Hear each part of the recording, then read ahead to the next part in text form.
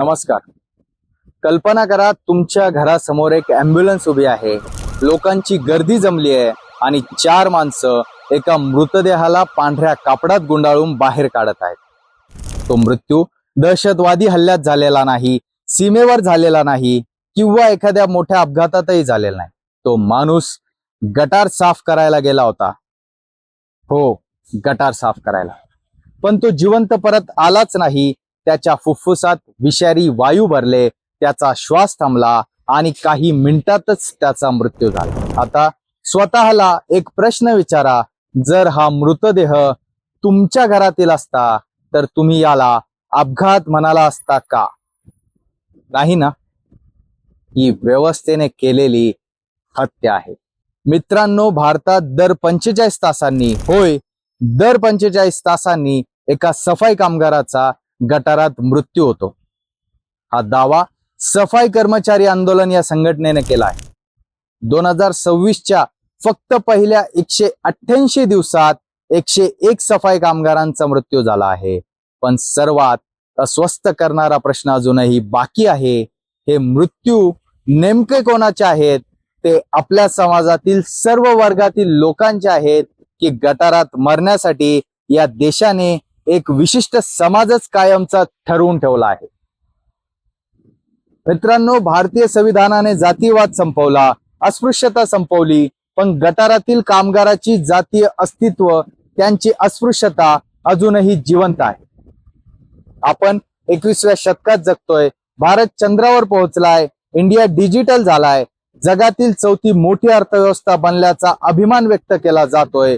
स्वच्छ भारत अभियानाचे जगभर जाहिराती सुरू आहेत. पण त्या स्वच्छ भारताच्या मागे कुणाचा श्वास कायमचा थांबतोय?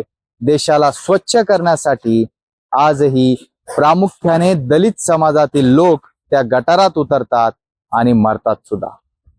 आजचा हा व्हिडिओ राजकारणासाठी नाहीये, तर एका गंभीर प्रश्नाकरिता आहे. एका अशा प्रश्नासाठी ज्याचे उत्तर या देशाला द्यावेच लागेल. स्वच्छ भारत, पण कोणाच्या रक्ताने आणि कोणाच्या जीवाच्या किमतीवर? नमस्कार, मी ऋषिकेश आणि तुम्ही पाहताय PG न्यूज. मित्रांनो, सुरुवातीला 2026 मधील धक्कादायक आकडे पाहूयात. सफाई कर्मचारी आंदोलन अर्थात SKA या संघटनेने जाहीर केलेल्या आकडेवारीनुसार 2026च्या पहिल्या 188 दिवसात 101 सफाई कामगारांचा मृत्यू गटारे आणि सेप्टिक टँक साफ करताना झाला आहे. SKAच्या माहितीनुसार केवळ दिल्ली NCR मध्ये 12 मृत्यू झाले आहेत आणि दिल्ली वगळता आतापर्यंत 16 राज्यांमध्ये अशा मृत्यूची नोंद झाली आहे. आणि यामध्ये सर्वात गंभीर बाब म्हणजे 2025 या संपूर्ण वर्षात 121 मृत्यू झाले आहेत. पण 2026 मध्ये फक्त 6 महिन्यांतच हा आकडा 101 वर पोहोचला आहे. सफाई कर्मचारी आंदोलनाने अतिशय कठोर शब्दात सरकारवर टीका केली आहे. संघटनेचं म्हणणं आहे, देशात दर 45 तासांना गटार साफ करताना एका कामगाराचा मृत्यू होत असूनही निर्लज्ज सरकारांनी क्रिमिनल सायलेन्स बाळगणे पसंत केलं आहे. हे सांगण्याची गरज नाही की सरकारसाठी दलितांच्या जीवाची काहीही किंमत नाहीये आणि त्यांच्या मृत्यूची घटना ही आता एक सामान्य म्हणजे नवीन न्यू नॉर्मल थिंग बनली आहे. आरोप केवळ प्रशासनावर नाहीये, तर संपूर्ण व्यवस्थेवर आहे. हा प्रश्न नवीन नाही, हा अचानक निर्माण झालेला प्रश्न नाही. SKAच्या आकडेवारीनुसार 2016 मध्ये 39 मृत्यू झाले होते आणि 2017 मध्ये 137 मृत्यू, म्हणजे अवघ्या एका वर्षात 350% अधिक वाढ. याचा अर्थ असा की गेल्या 10 वर्षात परिस्थिती सुधारण्याऐवजी अनेक ठिकाणी ती अधिकच गंभीर झाली आहे. भारतात हाताने मैला साफ करण्यावर बंदी आणि पुनर्वसन कायदा 2013 म्हणजेच PEMSR ऍक्ट लागू आहे. या कायद्याने हाताने मैला साफ करणे बेकायदेशीर ठरवले. अशा कामगारांचे पुनर्वसन करण्याची जबाबदारी सरकारवर टाकली. स्वच्छता कामाचे यांत्रिकीकरण करण्यावर भर देण्यास सांगितले आहे. याशिवाय सर्वोच्च न्यायालयाने अनेक वेळा स्पष्ट आदेश दिले आहेत की मॅन्युअल स्कॅव्हेंजिंग पूर्णपणे बंद झाले पाहिजे. गटार आणि सेप्टिक टँक साफ करण्यासाठी मशीनचा वापर झाला पाहिजे. मृत्यू झाल्यास जबाबदारी निश्चित झाली पाहिजे.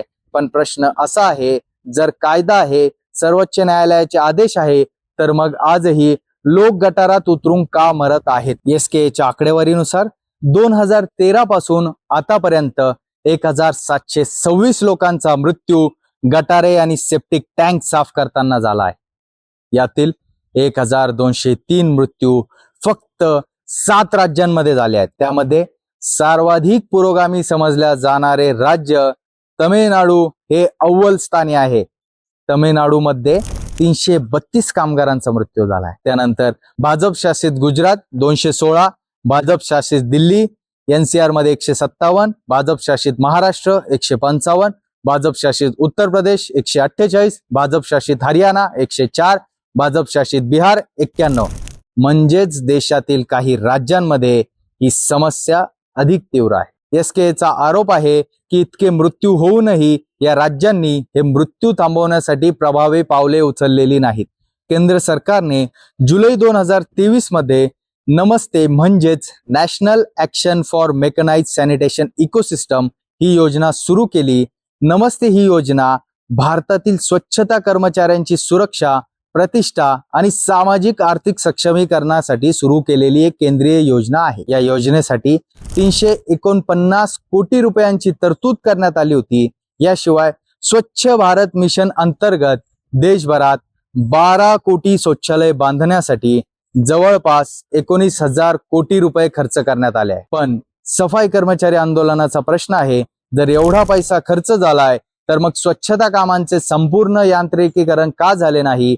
आजही अनेक ठिकाणी कामगारांना गटारात उतरावे लागते. कोरडी शौचालय पूर्णपणे नष्ट झालेली नाहीत. मशीन उपलब्ध असतानाही अनेक ठिकाणी त्यांचा वापर होत नाही. सफाई कर्मचारी आंदोलनाने आणखी एक गंभीर आरोप केला आहे.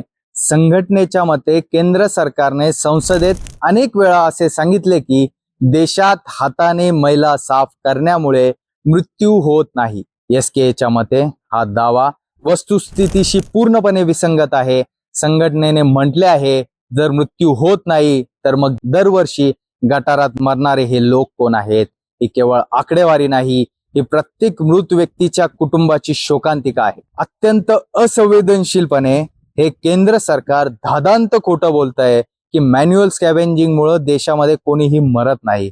मग हे जे दलित सफाई कर्मचारी गटारामध्ये जे मरून मरतात ते काय आत्महत्या करतात का? मित्रांनो, SKAचे राष्ट्रीय संयोजक बेजवाडा विल्सन यांनी पंतप्रधान नरेंद्र मोदी यांना गटार आणि सेप्टिक टँक मधील मृत्यू थांबवण्यासाठी तातडीने पावले उचलण्याचे आवाहन केले. आमच्या पंतप्रधानांनी गटार आणि सेप्टिक टँक मधील मृत्यूंना पूर्णपणे विराम देण्याची घोषणा करावी अशी आमची मागणी आहे, असे विल्सन म्हणाले. मित्रांनो, हाताने मैला साफ करण्यावर बंदी आणि त्यांचा पुनर्वसन कायदा 2023 अंतर्गत हाताने मैला साफ करणे प्रतिबंधित आहे.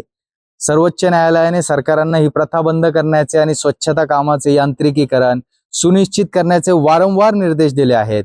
मात्र देशभरात गटारे आणि सेप्टिक टँक साफ करताना स्वच्छता कर्मचाऱ्यांना आपला जीव गमवावा लागतो. जेव्हा कायदा आहे, तंत्रज्ञान उपलब्ध आहे, मशिनरीज उपलब्ध आहे, तेव्हा कोणत्याही व्यक्तीला गटारात उतरण्याची गरजच नसावी. हा फक्त स्वच्छतेचा नाही तर मानवी प्रतिष्ठेचा प्रश्न आहे. या विषयाकडे केवळ अपघात म्हणून पाहून चालणार नाहीये.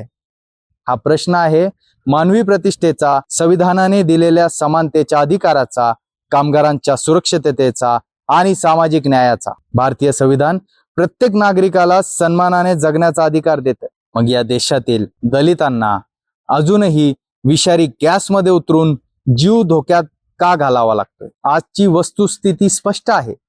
कायदे आहेत, सर्वोच्च न्यायालयाचे आदेश आहेत, कोट्यवधी रुपयांच्या योजना आहेत, पण मृत्यू अजूनही सुरू आहेत. मोदी सरकार सबका साथ सबका विकासचा नारा देत आहे, पण त्यांचा सबका साथ आणि सबका विकास या नाऱ्यामध्ये या देशातील दलित बहुजनांना कुठेही स्थान नाहीये. आरक्षणाच्या नावाने गळे काढणाऱ्या तथाकथित सवर्ण या विषयावर कधीच बोलणार नाहीयेत. डॉक्टर नरेंद्र वाल्मिकी यांची या देशातील सफाई कर्मचाऱ्यांना उद्देशून एक कविता आहे मित्रांनो.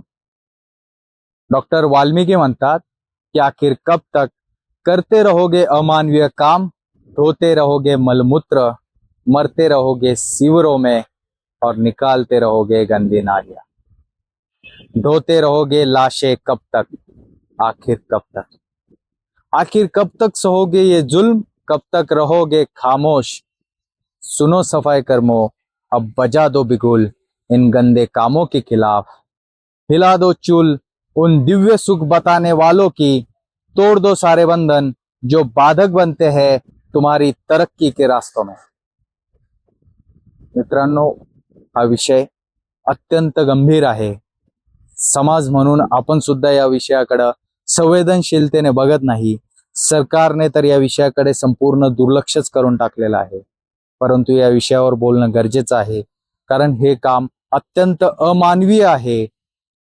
जोपर्यंत या भारत देशाची लोकशाही, या भारत देशाचं स्वातंत्र्य, या देशाच्या त्या शेवटच्या घटकापर्यंत, त्या गटार सफाई काम करणाऱ्या त्या कामगाराच्या घरापर्यंत पोहोचणार नाही, तोपर्यंत ही लढाई तुम्हाला आम्हाला सर्वांना लढावी लागेल. मित्रांनो, या विषयावर तुमचं एकूण काय मत आहे आणि ही सगळी आकडेवारी बघून तुम्हाला काय वाटतंय ते कमेंट बॉक्समध्ये नक्की कळवा. AG न्यूजला लाईक करा, सबस्क्राईब करा आणि हा व्हिडिओ जास्तीत जास्त लोकांपर्यंत पोहोचवण्यासाठी शेअर करा.